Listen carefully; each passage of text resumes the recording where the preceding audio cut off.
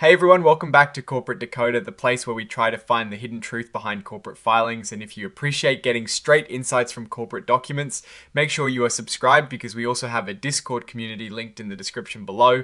And don't forget to check out the Discord in the description. Now let's dive into Community Capital Trust's recent Security and Exchange Commission filing, specifically their semi-annual shareholder report for the CCM Community Impact Bond Fund.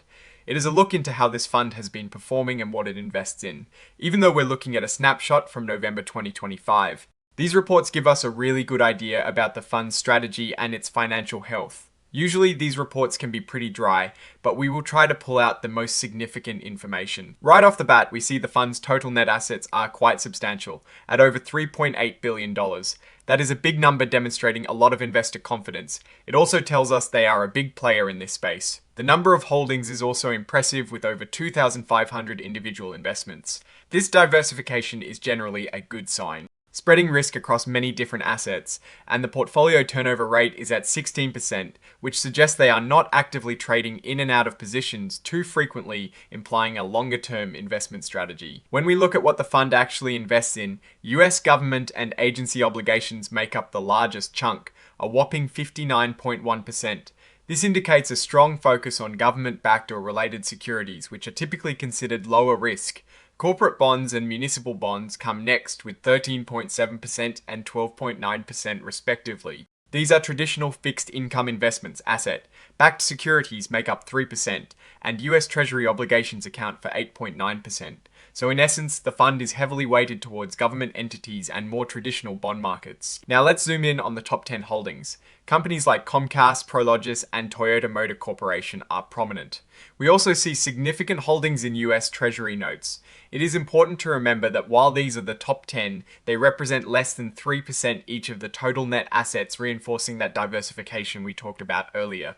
This means that even if one of these top holdings performs poorly, the overall impact on the fund's value should be relatively contained. This strategy aims to balance strong performance with a degree of safety. Diving deeper into the schedule of investments, the sheer volume of holdings is clear. We're seeing a detailed breakdown of US government and agency obligations, including various mortgage-backed securities from entities like FHLMC and FHA. There are hundreds, if not thousands, of these individual mortgage-backed pools, showing a deep commitment to this sector.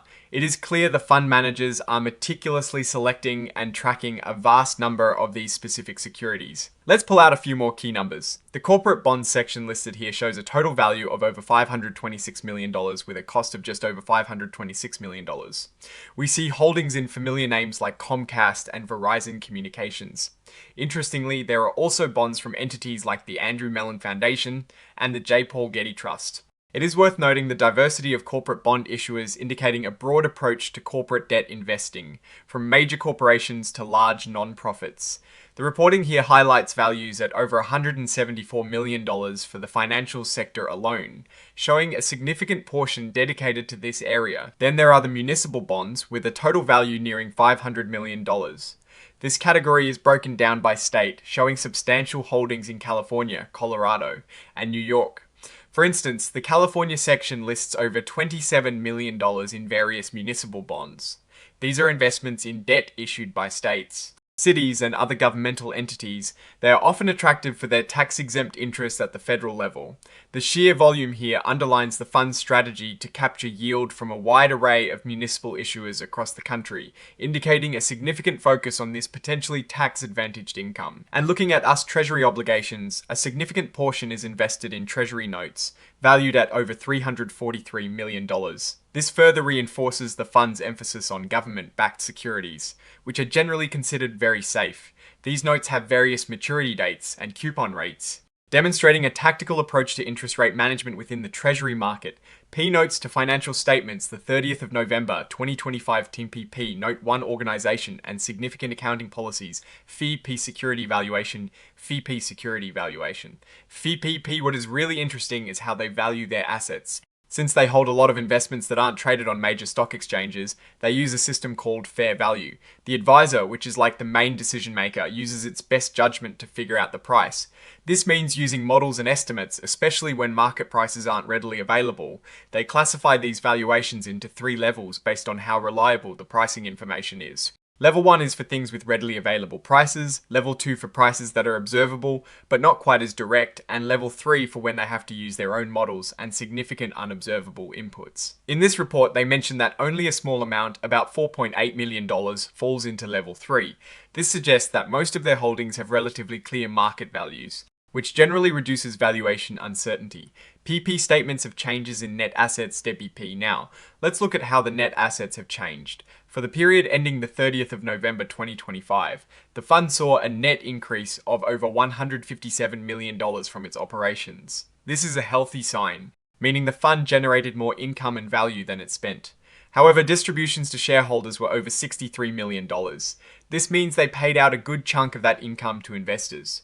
When we look at capital share transactions, particularly for institutional shares, there was a significant net increase of over $178 million.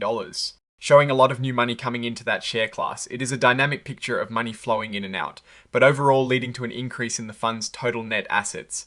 PP financial highlights per share data for a share outstanding throughout each period. Years of P Crash shares TPP. Let's examine the per share data, which is a key way to track performance. For Crash shares, the total return for the 6 months ending November 2025 was about 4.12%.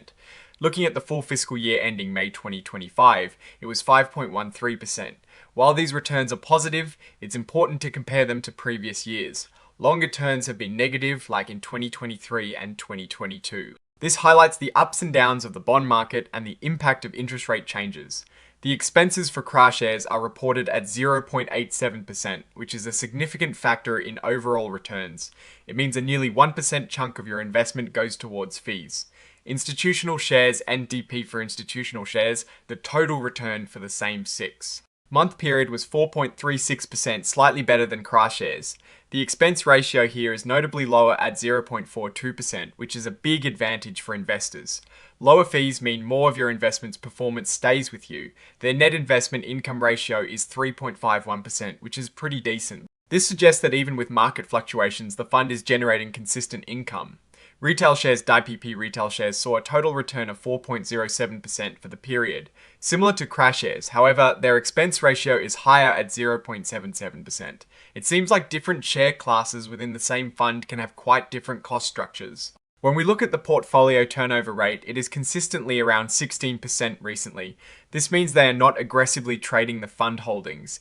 This approach often suits bond funds looking for steady income and capital appreciation over the longer term rather than chasing short-term market movements. Now, let's put on our Warren Buffett hat and analyze this. The fund strategy seems to be a blend of safety through heavy investment in US government and agency obligations, combined with seeking yield from corporate and municipal bonds, including those that qualify for Community Reinvestment Act considerations.